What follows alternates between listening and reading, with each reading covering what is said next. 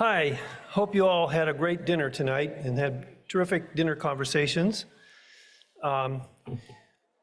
It's now time for the last part of the program for this evening, and it's my privilege to introduce our keynote speaker for this evening, who is going to be Mr. Paul Tough. He's a very well-known person, so many of you already know him, but let me just give you a little bit of background. Paul Tough is one of the most respected independent observers and authors in education, poverty, and society today. He was born in Canada and involved early in broadcasting and journalism. He studied at Columbia University and McGill University before leaving a bit early in order to start his career in journalism and broadcasting. He's worked for Harper's Magazine as an editor of the New York Times Magazine. He's also served as a senior editor of This American Life, which those of us who are involved with NPR know about, and as an editor for Saturday Night in Canada. He lives with his wife and son in Austin, Texas, in Montauk, New York. And in fact, he's brought with him his 9-year-old son, Charles, to dinner tonight. So welcome, Charlie. He's written extensively about education, poverty, and politics, including cover stories in the New York Times Magazine and on Harlem Children's Zone, the post-Katrina school system in New Orleans, the No Child Left Behind Act, and charter schools. He returned to This American Life in the early 2000s, where he reported more recently on the parents enrolled in Harlem's Children's Zone Baby College. His writing has appeared in Slate, GQ, Esquire, and the New Yorker. But he's perhaps best known as an author. He's the author of Whatever It Takes, Geoffrey Canada's Quest to Change the Harlem in America in 2008, and also How Children Succeed, Grit, Curiosity, and the Hidden Power of Character in 2012, which was a New York Times bestseller. His more recent books include The Years That Matter, The Most, and most recently, The Inequality Machine, How College Divides Us. And you should have copies of these last two books, which were out front. Last September, Paul wrote an editorial for the New York Times titled, Americans Are Losing Faith in the Value of College. Whose fault is that? This remarkable comprehensive assessment of the plummeting public opinion of higher education is a wake-up call for all of us. Paul, please tell us a bit about your work in higher education and society and your assessment of the state of the social contract between higher education and the public today.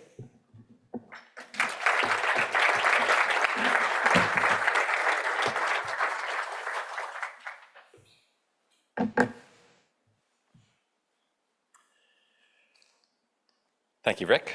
And thank you all. It's so nice to be here. It's been such a pleasure getting to know everybody at the Coalition, Rick and Keith and Marjorie. And it's such a pleasure, too, to get to meet so many of you out in the hallway, signing books, chatting a little bit, hearing a little bit about your work and where you're from. I appreciate that. And I also got to sit in this morning on the session with Rick and President DeGioia and Clayton Spencer and Dan Porterfield. And so hearing from you and hearing that session and getting to know more about the Coalition, what strikes me is that over the past couple of decades, my reporting and writing has followed some different paths than the paths that some of you have been on, but somehow we've all ended up in the same place.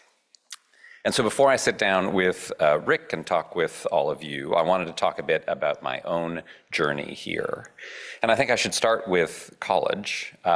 So Rick described a little bit, sort of euphemistically, my college career. I think like most people, the years from 18 to 23 really shaped me. I consider that I had an excellent education in those years, but a lot of it didn't happen in college. My relationship with higher education was a bit choppy. As Rick mentioned, I started at Columbia, but dropped out. I kept taking the classes that I liked, but stopped paying tuition. But after a couple of months, they figured that out, and I had to leave school. And so I took this long, adventurous bike trip from Atlanta up to Halifax, camping all the way up there. learned a lot, arguably more than I might have learned in my second semester at Columbia. I then switched to a much cheaper college in Canada, which is where I'm from. But a year and a half later, I dropped out again, and this time it was to take an internship at Harper's Magazine. And there, I felt like I found what I was looking for, and stayed there for a decade, and have continued to work in magazines and in journalism, and never got a BA. So I don't recommend this path when I speak to young people. I definitely don't recommend it to Charles, who I expect to enroll in college right after high school and finish his 4 years immediately. But I do think that my experience is reflective of the reality of how a lot of young people today experience higher education and how a lot of them spend those years. And I think having gone through that, it gave me a better understanding of how many Americans feel about college. That somehow it just doesn't feel right that 4 years of undergraduate education right after high school is the only path to success. That which institution you attend should matter so much, that it all feels so high stakes. But I think it does to a lot of families and a lot of students, and it often for good reason. You know, when I started reporting on higher education, I hoped to find that what we often tell young people is true, that it doesn't really matter where you go, that you're going to get the same education at any college. But what the data shows is that we have a highly stratified system of higher education in the United States, and that there are these factors that tend to move in lockstep when you look at the data, that students' average family income, that their incoming SAT scores, how much a college spends on each student, and how much their graduates go on to earn, that those all move together in lockstep, that the colleges that spend the most on their students admit the richest kids, and that those students go on to make the most money as adults. And this is bad. This is sort of the opposite of our what we want to believe about higher education, which is that it is there to promote social mobility, to lift up young people from more disadvantaged backgrounds and give them opportunity. That happens all the time. My book is full of stories of young people from disadvantaged backgrounds who had their lives transformed by higher education. But in the aggregate, on average, that is not what is happening. And this was happening 10 years ago when I started reporting this book. And back then, there was a lot of talk about changing that dynamic. I sort of thought that was what my book was going to be about, the way that higher education reformed itself and became more egalitarian, more democratic, admitted many more low-income students. But that has not changed. And in fact, by many measures, things are going backward. There are fewer low-income students enrolled in the most selective colleges than there were a decade ago. So that's what I spent a lot of time reporting on as I was writing The Inequality Machine. How did higher education, this institution that is mostly run and populated by smart, kind, progressive people, become this institution that on the whole tends to perpetuate our class divisions?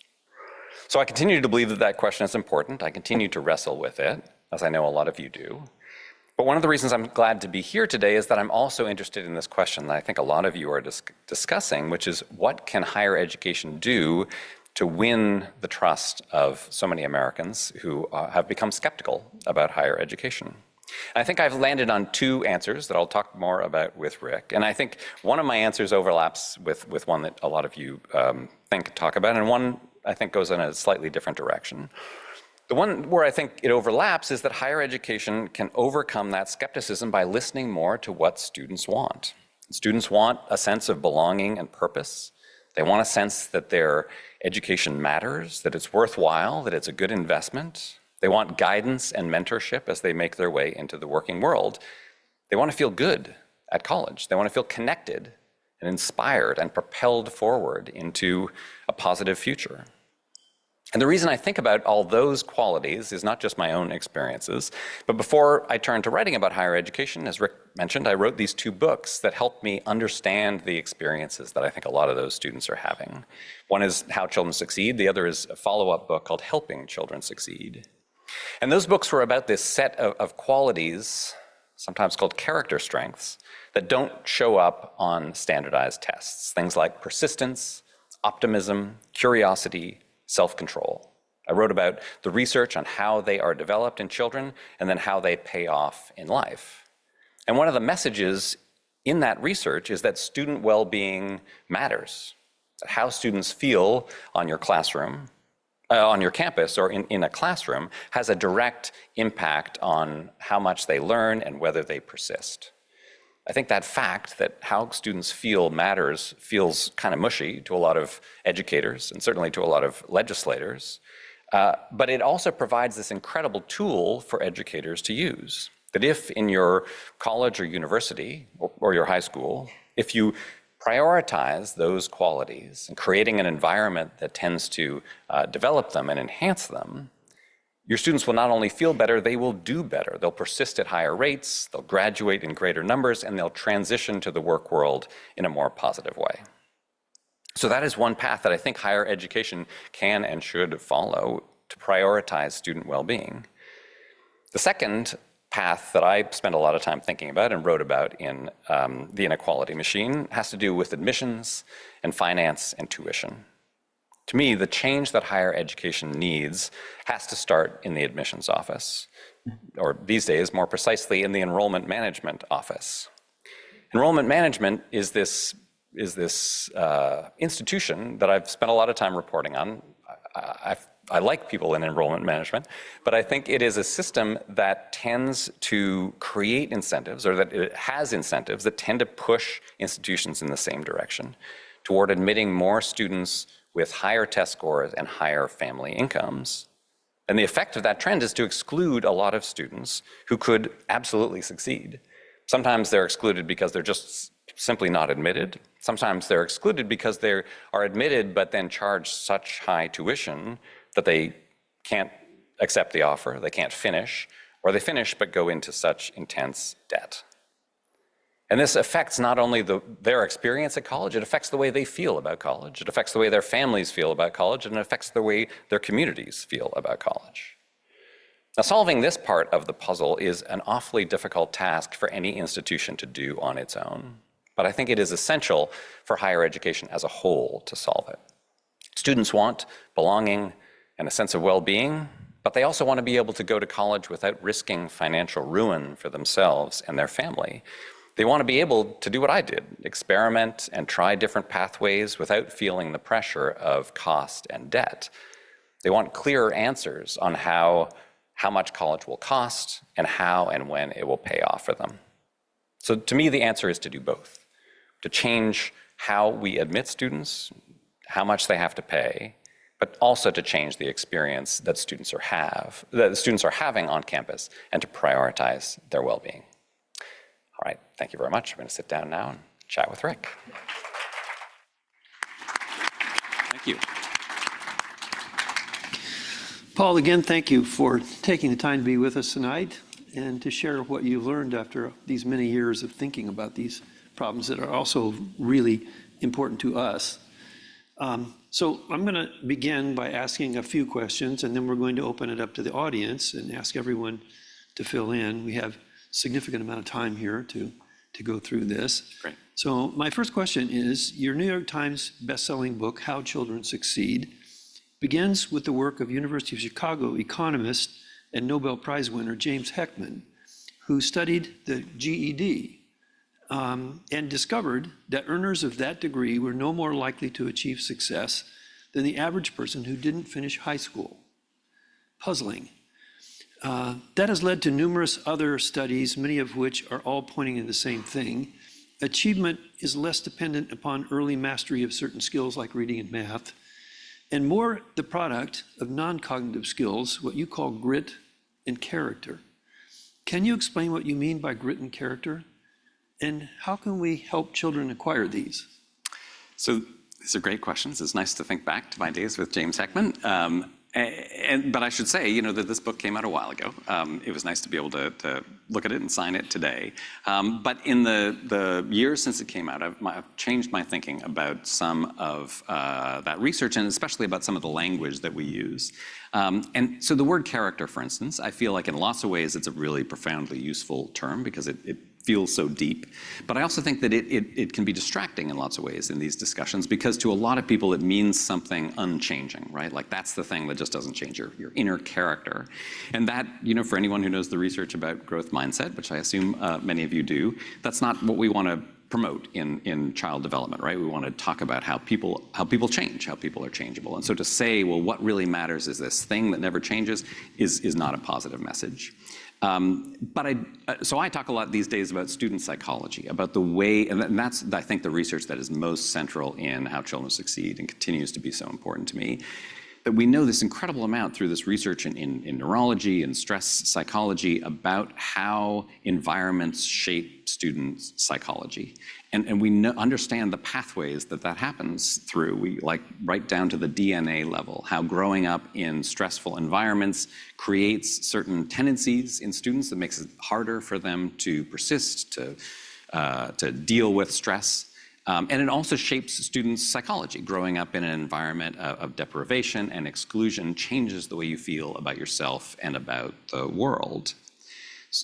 So that research is really important, and a lot of what it points to is stuff that we're not talking about in this room, like early childhood, right? That what we do to shape the environments that kids are in from 0 to 3 matters a whole lot. But I think it also includes some really useful ideas that matter a lot in education and especially in higher education, which is that when students are able to overcome these difficult early environments, they often do it through using these qualities of persistence, self-control, optimism, that they're able to leverage those to overcome some really difficult beginnings.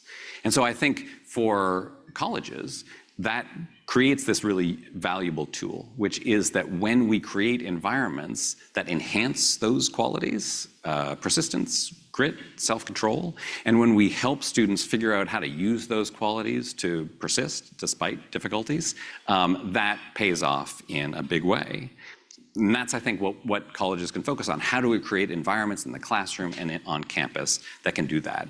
The place in my research for the inequality machine where I saw that in action most vividly was in a calculus classroom at the University of Texas, where this educator named Uri Treisman was teaching freshman calculus. And I sat through an entire freshman calculus course and followed a lot of students, especially most of them were first-generation students from low-income high schools around Texas. And what Uri spends a lot of time thinking about is how to take these students who often came in to UT well behind their more privileged peers and get them in one semester, their first freshman semester, to use those skills, to work harder than they ever have in their lives, and to get an A in freshman calculus. And that will make the difference for them from dropping out of a math or STEM path altogether and becoming doctors and engineers and mathematicians. So I think it's incredibly hard work. It seems very difficult to replicate, but I feel like the work he's doing and lots of other educators are doing gives us a model of how we can use these character strengths in students, the students show up on campus having, to help them overcome the disadvantages that they've got. That's terrific. I know Uri Treisman, and he is amazing. Yeah. Another question, your book, The Years That Matter Most, and the New York Times article last fall on the public's perception of the value of a college degree have led to the national narrative on the big question, is college worth it? Why do so many Americans today think it's no longer worth it? I think there are a few answers. I think when we talk about whether college is worth it, I think a lot of people in higher education for a long time have pointed to one particular data point, which is the college wage premium. The way that, and I've written about it lots in the past as well. And the college wage premium, for those who don't know, is the economist term for how much more a person with a BA and no other degree earns above what the median person with just a high school diploma has. And the college wage premium right now is as high as it has ever been. It's been at about two-thirds boost. So a person with a BA is earning about two-thirds more than a person with a BA with only a high school diploma right now. But what more recent research has found is that over the last couple of decades, what has changed, the college wage premium has stayed the same on average, but the variability of that premium has changed a whole lot. And so for some people with a BA are earning a ton, and some people with a BA are earning less than folks with a high school diploma. And some of that just seems a little bit random. There's just more variability in it. But a lot of it has to do with what you study, where you go, and also where you come from. Students who come from more disadvantaged backgrounds, who come from more low-income backgrounds, from first-generation backgrounds, their payoff on average is less. They are less likely to be, they're less likely to have that bet pay off. It's also very centrally true that the bet, the stakes of the bet are rise with tuition and with the rise of student debt. And tuition has risen for students across the board. And it especially feels out of reach for more and more working class, low income, even middle class families than it did before. And so I think, when we talk to students about the investment of college, and we point to things like the college wage premium, we tell them that it's a good investment. It's like a treasury bill, right? It's just something you can count on. And I think that was true a couple of generations ago. It didn't matter so much where you went or what you studied. Simply the act of getting through 4 years of college was a signal to the labor marketplace that you should earn more money, and it worked. And it also didn't cost as much at that moment, so it felt lower stakes. Now, as those costs have risen, the risks have risen as well. And so that gives the message to students that college is no longer like a treasury bill. It's more like going to a casino. Some people are going to win big, and it's going to really pay off for them, and others are not. And so that's a really tough message, I think, for students to hear. It's not what high school feels like. And suddenly families and students, especially those who don't have a college-going background themselves, are put in this position where this system that they don't understand might pay off in a big way or might bankrupt them. And I think that is behind a lot of Americans' changing feelings about what higher education means. Yeah, complicated. Another question, which is really relevant today, you point out that political ideology influences the public's view of higher education today. State legislatures are now making curriculum decisions. There are 80-some bills have been filed to eliminate DEI offices around the country, for example. What do you make of this? And is there a way to depoliticize the issues around higher education? Yeah, it's a very tough question. And I really, so I've talked to a lot of people today from Florida, working in higher education in Florida. I live in Texas, which is another ground zero for these sorts of political attacks. So I think my answer is a little bit complicated, which is that I think that there are two ways that we can look at this. One is that it is absolutely true that a lot of this is political gamesmanship, certainly in these two states.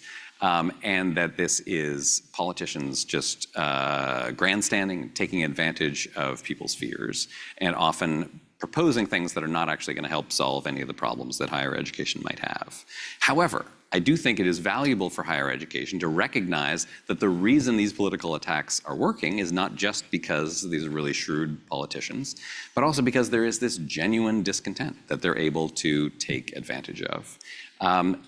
When I was reporting this article for the New York Times last fall, I was interested in this political angle, and so I tried to speak to a lot of people, conservatives, who were involved in higher education in one way or another, to try to understand their point of view. And what I heard was a lot of the same kind of language that I heard from people who were skeptical about higher education from a more left-wing perspective, which is that the game to them feels rigged. It feels like higher education is just taking in people who believe certain types of things and just perpetuating that same kind of establishment. This is something I can relate to, that I wrote about. I think about it more in terms of social class than I do in terms of ideology. I don't tend to share their ideology, but I understand their point of view, which is that it feels like higher education has become more liberal, there's data that backs that up, and it feels like campuses have become less diverse in an ideological way, less tolerant of different ideas. And I think that really matters to a lot of families, a lot of voters, and a lot of young people. And I think it especially matters in public institutions. I think private institutions are discovering that governments have lots of ways to influence what they do, but they are private institutions. But public institutions, I think, are there to serve the public. And the public in the United States includes as many conservatives as it does liberals. And I think that institutions of public higher education should not feel unwelcoming to people with conservative views, to young people with conservative views. And I think the fact that that's true, that I think genuinely there are lots of people, lots of young people who feel like, I'm just not going to feel like I belong on that campus. It's the same thing that I've heard from low-income students, from students from underrepresented minorities. It just feels bad if you're going to a campus where you are not welcome, where your ideas are not welcome.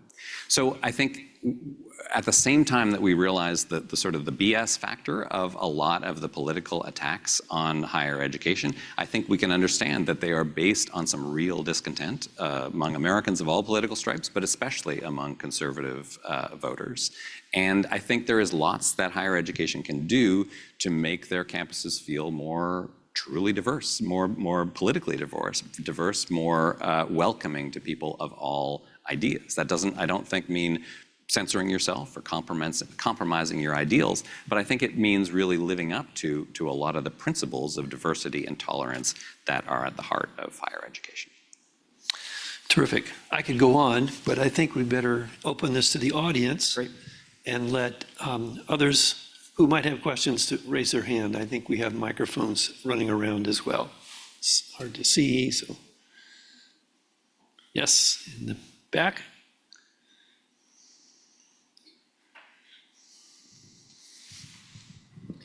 Hello, my name is Damon Moon from San Jose State University. I really appreciate all of the research, all the interviews that you did on the book.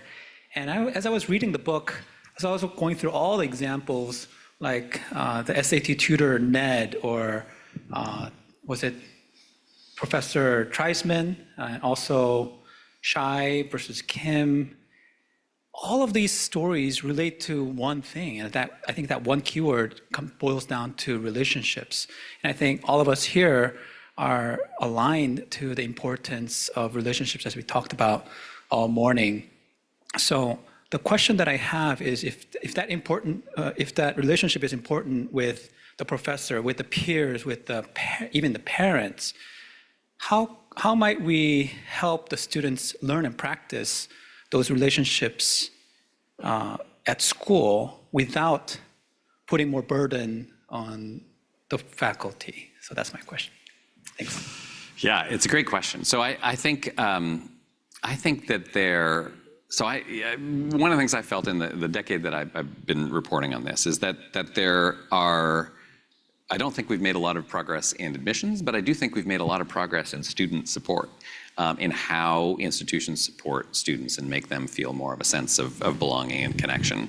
I think there's still work to be done, of course, and I know a lot of you are doing that work, and there's a lot of students who still feel a sense of loneliness or disconnection at college. But I think institutions have learned a lot about how to create those sorts of relationships.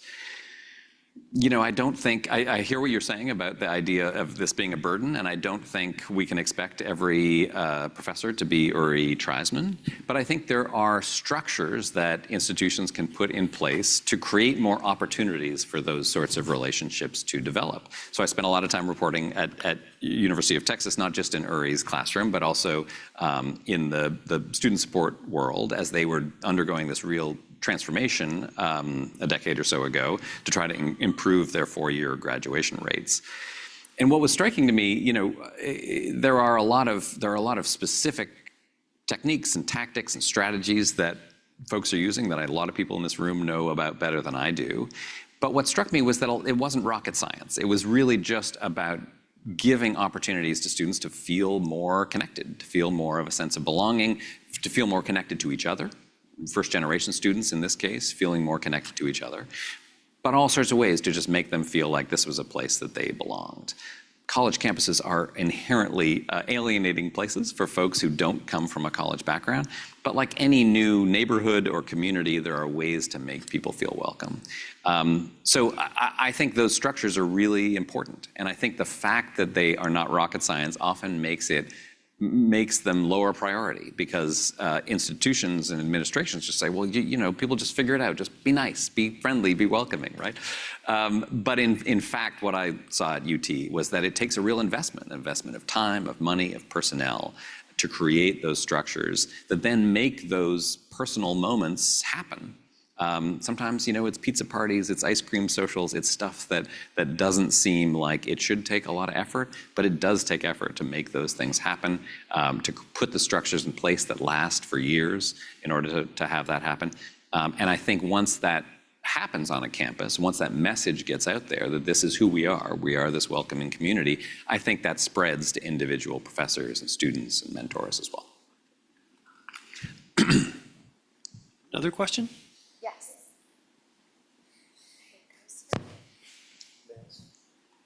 Paul, thank you.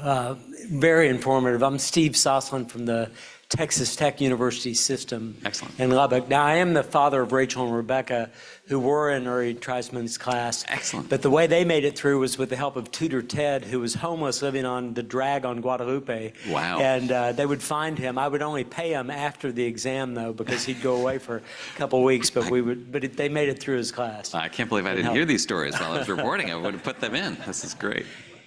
My question's related to Rick's question on the DEI initiatives.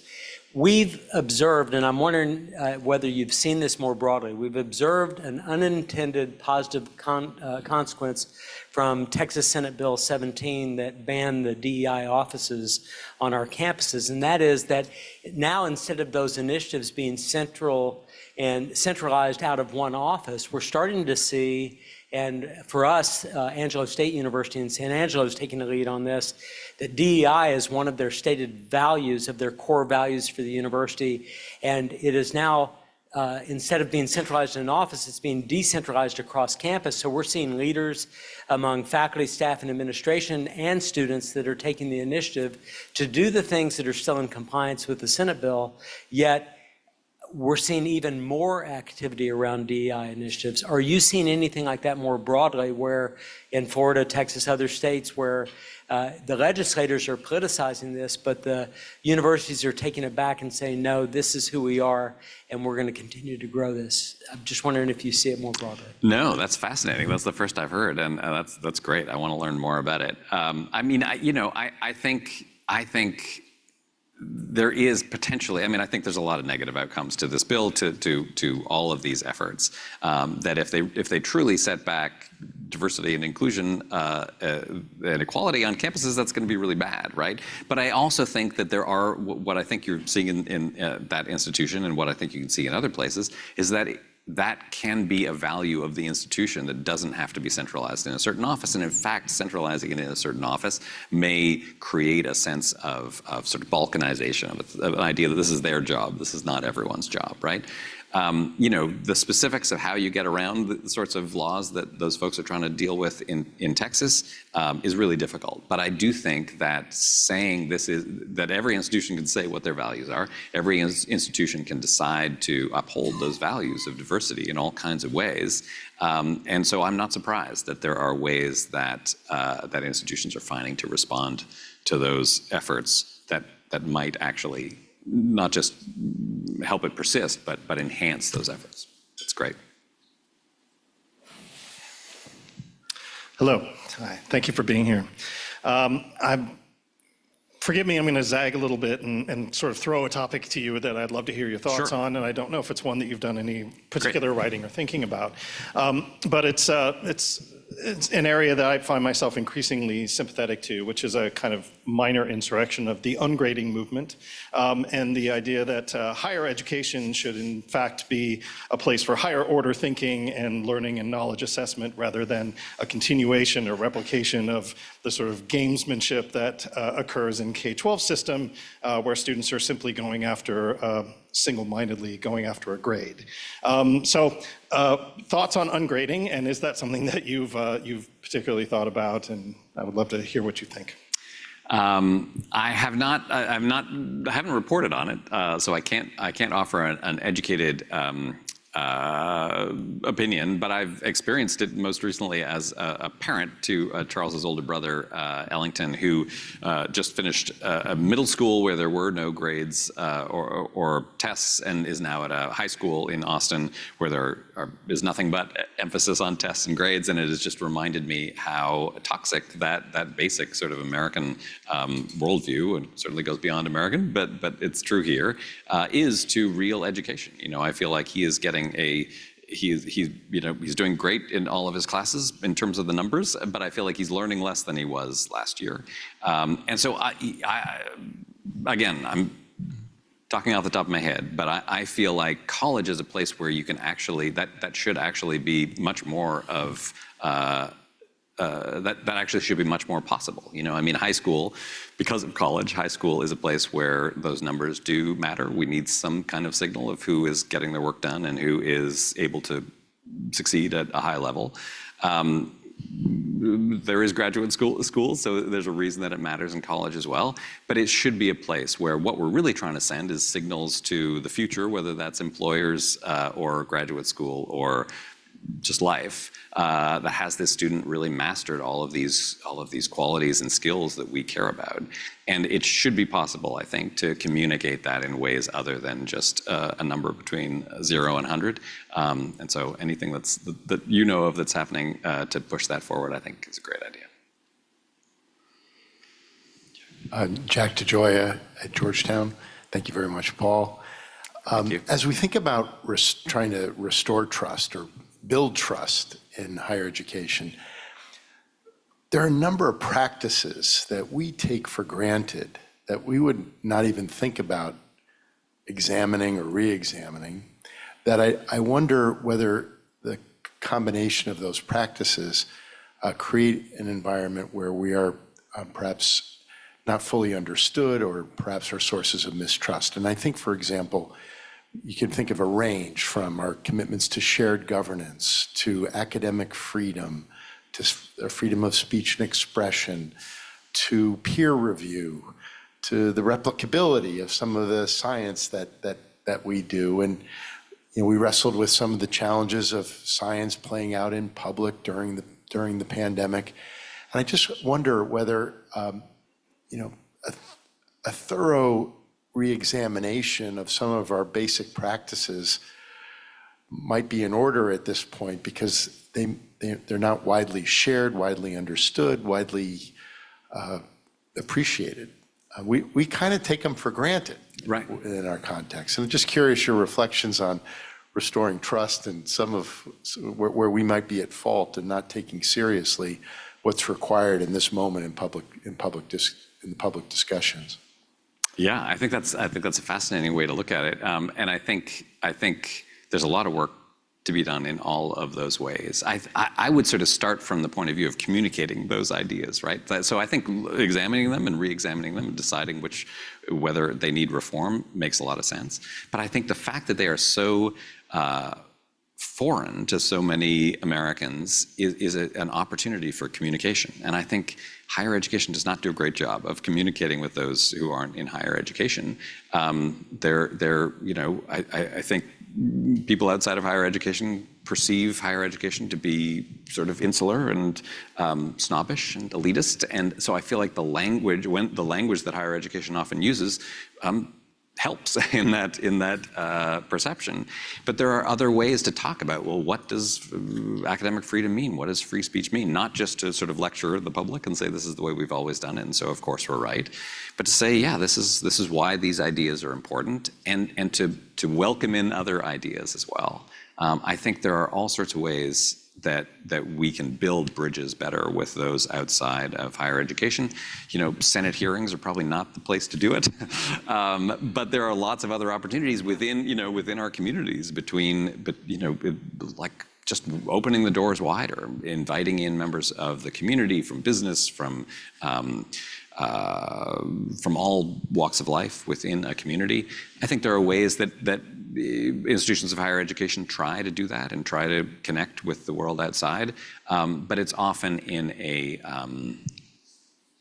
I think it's often in a way that feels condescending to those outside, to those who aren't part of higher education. I'm sure not intentionally, but it does. And I think that if that dialogue really starts going in two directions, so that higher education is learning from those outside, it's just going to be such an advantage to higher education, because it's going to start to rebuild that trust. There was this time not too long ago where I think that Americans who weren't part of higher education felt really good about higher education, felt like even if college isn't for me, it's great that my community has this, that my country has this, that this is something my kids can do, that my grandkids can do. And that's, I think, what's disappeared and what is really dangerous. Hey. Hey. Hi, I'm Mr. Tuff. Thank you for speaking today. I'm an avid This American Life podcast listener, so Excellent. I really enjoy your work, but I was too frazzled to tell you that at the book signing because I've never had my book signed before. Kind of on the topic of DEI, but a different approach. I'm a student at the University of Florida, and obviously that decision was recent. And I wanted to ask, you sort of talked about political polarization before, and I feel like a lot of times students are wanting the university to, take a stance or make a statement. But obviously, as we've all, I think, kind of agreed that the university should be at least impartial in these things and ensure that all viewpoints are represented and feel welcomed. And I think as a student who does sort of is liberal, I understand that like a lot of conservative students don't feel like they are being heard on campus. So how can universities balance obviously that impartiality, but also sort of advocating for students who will feel more alienated if the university administration stays silent? And then I guess a related sort of semi-question is like, is it even possible for university to be not affected by polarization when politics are affecting what goes on in universities and it seems like a catch-22 cycle, but yeah. Yeah, it sure is tough. I think to answer your last question first, I think it's impossible on one level for them not to be involved, and I think there are people at the University of Florida who should be really thinking about this all the time, who have to deal with the legislature, who have to deal with the governor, who have to think about how to think about funding. And so I think that they should stay in the political game, absolutely. But I tend to feel like the rest of the institution should not be as involved in partisan politics as I think a lot of institutions of higher education are. I mean, I think, I don't think it's true that the University of Florida has to perfectly represent Florida. It's not it's not an elected body, but I think that should be a goal. To be a place where every Floridian feels welcome, right? Where every Floridian 18-year-old at least feels welcome. And I think that's true at the University of Texas. I think that's true of lots of flagship public institutions.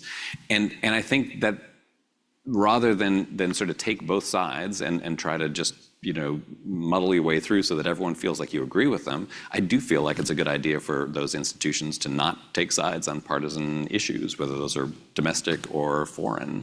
And so I hope anyway that it's possible to distinguish between those two things, to have the folks that when they're politically attacked are able to fight back and are able to stand up for the interests of the institution. But when it's a partisan political issue that doesn't have anything to do with the University of Florida, that it's okay to say, listen, our students are going to have different ideas, and you're allowed to respectfully express those to each other and to work those out in all kinds of ways. And we're going to have rules about what you can say and what you can't say. I hope they're going to be pretty liberal rules and pretty tolerant rules, but that it's not the institution's job to weigh in on one side or another. And that's really tricky. There are going to be places where that turns into sort of both sidesism, and where Donald Trump saying, well, there are good people on both sides. But I think that institutions can go a lot further towards that kind of situation where you are creating, your job as an institution is to create a playing field for lots of different ideas rather than to weigh in on one side of an idea or the other. All right. Hey, thank you so much for being here. I'm on your left all the way over by the screen. Hey, nice to see you. My name's Will Meek. I'm at Minerva University, and this is a little bit of a pivot. First, I want to say I love that you brought your son to the thing. I'm also a dad of a 9-year-old, and I've thought about bringing him to stuff like this, and I think you just broke the door open for me. So thank you, and I hope you're having a good time watching your dad up there. Next year, it's going to be all 9-year-olds. I have a feeling. So my questions are kind of in line with that a little bit. There's been declining enrollment in college among boys, about down 10-12% over the last decade. It's down a little bit for female identified students, but a lot less. I'm kind of curious, there's a two-parter here. One is just your thoughts on that and maybe reversing that trend. And the second is, as a father kind of talking about higher ed to your own son and thinking about whether he ends up going to college or not, or in what way, what kind of colleges and what is higher ed to you as somebody who's studying this closely? What do you feel like that might look like in 8, 9, 10 years when he's ready to go? Great. So those are two separate questions. I want to keep them both in mind and answer them both. Well, let's start with boys. So I feel like I think it's the New York Times Magazine last fall did a great story on boys and college. So I was going to say it's been an undercovered story, but that's evidence to the contrary. But I still think it's somewhat undercovered just how big a shift is going on, and it's going on, at all levels of higher education and in high school. There is just this big shift that is happening about the way that boys and girls are succeeding in education, and so I think it's a higher education issue, but I don't think it's just a higher education issue, and I don't think it's one that higher education can solve alone. It is absolutely going on in high school as well, and it has to do, I think, with some larger cultural, economic, social forces that are making it hard for boys and young men to find themselves and to express themselves and to find a path through life that in a way that they used to. It's definitely distressing to me as the father of boys, but I think it's a big social problem for us to all solve. The question of what I think college might be like and what options might be there for my kids, I think mostly about Charles's older brother, who is 5 years older than him, is a freshman in high school, and so it's not so far off for him that I'm going to be thinking about. He's going to be thinking about college. He's already thinking about college. I'm very conflicted. I feel like he's very aware of the standard meritocratic, SATs and AP classes, and going to the most selective institution that can admit you. And there's a side of my reporting that says there's a reason to do those things, right? They pay off. There's all kinds of financial payoffs to following that very narrow path. But I also know that it makes a lot of students miserable, and I feel like it's already starting to make Charles's older brother miserable. And so I want there to be lots of alternatives. And I think, given the way that he's already thinking, my job is going to be to push in the opposite way, to push him towards thinking about taking time off, going to other types of institutions, finding places where he can work at the same time as going to college. I think he especially could benefit from a college education that's more like mine and less like the sort of traditional meritocratic model.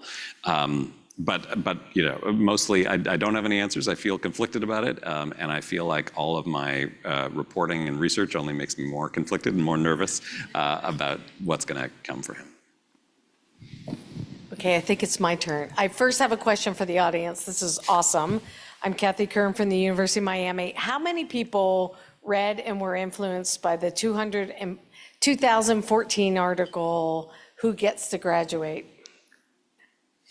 Okay, maybe just 2 elderly people here, but. It's a long time ago. It's a decade, right? But that article really, I think, introduced a lot of important issues to the discussion in higher education. So the socioeconomic background of the parents as the most pivotal issue in whether a student graduates. Also, you profiled those students at the University of Texas, the interventions of those faculty, that we were like photocopying that article and sending it out to faculty and saying, try this. Okay, look at this intervention. You just have to have students who persist make a video and have other students watch it, right? Yeah. So first of all, thank you. Thank you. I mean, I think that did so much work in the world that I don't know if you as an author really get to experience the way we in universities, or at least Lori and I, and universities get to experience. So thank you for that. And I guess my question is there a question? Well, first of all, it's been a pleasure to dine with Charles. Excellent. But my question is there other, like, so for us, when we, open our New York Times on a Sunday and read the article, we see these interventions. Are there other things that you, from your perspective out there as a journalist visiting different campuses, are there other interventions that you think this thing potentially has some power? Yeah, so I mean, one of the nice things about writing that article and then getting to go on and do this book is that I got to follow the folks, both the administrators who did that. David Lottie was the name of the provost who was behind that, but also some of the students. So I'm a slow reporter, so I was able to come back to UT in the senior year for a lot of those students and see how their paths had developed. And it was really persuasive. I mean, in part because their stories weren't always super positive, right? There often had been within those 4 years some twists and turns, some problems, some almost dropping out.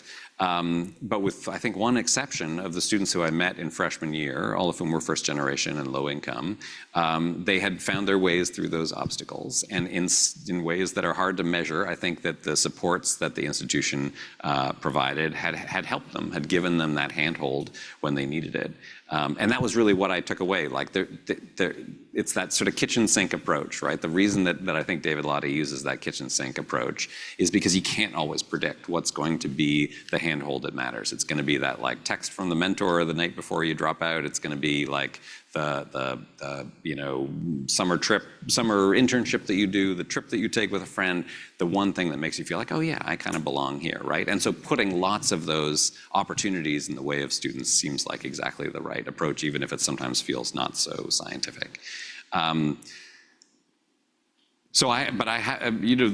don't think I've found anything more effective than what UT was doing 10 years ago in my subsequent reporting. I mean, the only thing that I where my reporting developed any more deeply was also at the University of Texas, was watching Uri Treisman teach calculus. Because what he, I think, was doing, not accidentally, was the academic version of those student supports. And what he was showing me was that you can do that not just at the pizza parties and the ice cream socials, you can do it in calculus class. You can make calculus class be a place where you're getting the message, you belong, you can do this hard work, you can succeed here, you are part of this community. And that's where I think the real magic is being able to do it within classrooms. It's a lot harder and harder to replicate, but when it works, it's incredibly transformative. Paul, we're almost at time. So I have sort of one penultimate question. Great. I've been doing this interviewing with a number of people from outside of higher education, asking them if they could change one or two things about higher ed. What would they be and why? We had a fellow visit us last October who was the former president and CEO of Trader Joe's, and he was cautiously telling us that his colleagues in business would feel that their views would be not welcome on most university campuses because they would seem out of step from a political point of view, a little too conservative. We talked a little about that. What possible intervention might you take on? And one of the things that sort of emerged in our conversation was maybe considering a goal that we prioritize teaching students how to think rather than what to think. And you would know that because students would not be able to tell what the teacher's views were on an issue when they were done, because they were not the point of the course. So what do you think of that as a possibility? Do you have any other ideas that we should be considering? Yeah, I mean, when I think about what ideas, like, what sort of one way that I would push things. I mean, I think so. We've been talking a lot about ideology, and I think it's a. So you were just saying that this business person saying, I'm not sure that my ideas would be welcome there. And I don't want to harp too much on this because I do feel like it's not that far off from a message that we should just cave. We should just compromise our values. We should just say what everyone wants to hear. And I think the real challenge, I think, for people in this room and for people in higher education is to find a way to do that, to increase the welcome of higher education while still being true to our values. And I think that's really possible because I think that the highest values of higher education are about tolerance and inclusion and hearing all sides and debating ideas and sort of welcoming lots of diversity of viewpoints. And so I think it should come naturally. But I think exactly how to do that, especially at this polarized moment, is going to be tricky, and different institutions are going to answer it in different ways. But I think it just has to start from this idea of breaking out of the bubble that higher education often has for itself. And I think when higher education is under attack, as any institution does, as any individual does, we get defensive, right? We go into a defensive crouch. We want to talk to people who think like us and have the same language and have the same ideas because they're not attacking us, right? It's a much more comfortable place to be. We don't want to invite our enemies into the tent.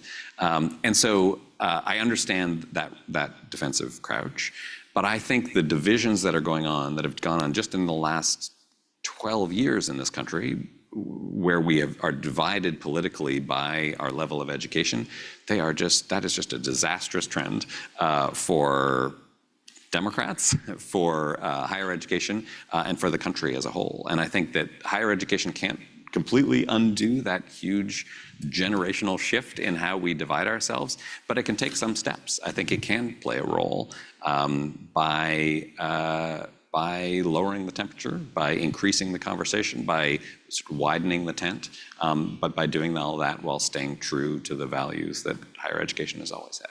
It's really great advice. And just as we close, I want to make sure, because we have spoken a lot about ideology in the last few minutes, more so than I thought we would. Higher education has other problems too. And so if you were to just prioritize this in your head, if you could only change one or two things about higher education, what would be on your list? I mean, I go back to admissions. I think like there is a way that the stratification of higher education, the division into institutions that have lots of money and educate lots of rich kids, and others that don't have much money and educate a lot of poor kids, is another disaster. And it's again just the problems that is creating and perpetuating go far beyond the borders of higher education. The problems that are just at the center of our culture right now. The inequality that so many people are experiencing, that is dividing us in so many important ways. Because of the pressures, the financial pressures on colleges, it is hard for any one college to change that, to change the sort of rules of enrollment management and suddenly to admit a more economically diverse class. But we've got to find a way as an institution, as a community, to move in that direction and to make campuses more available to people who aren't from wealth and affluence. Paul, thank you very much. It's been a very enlightening evening, and it was delightful to meet Charles, too. Excellent. Thank you so much. Thank you, everybody. Thank you.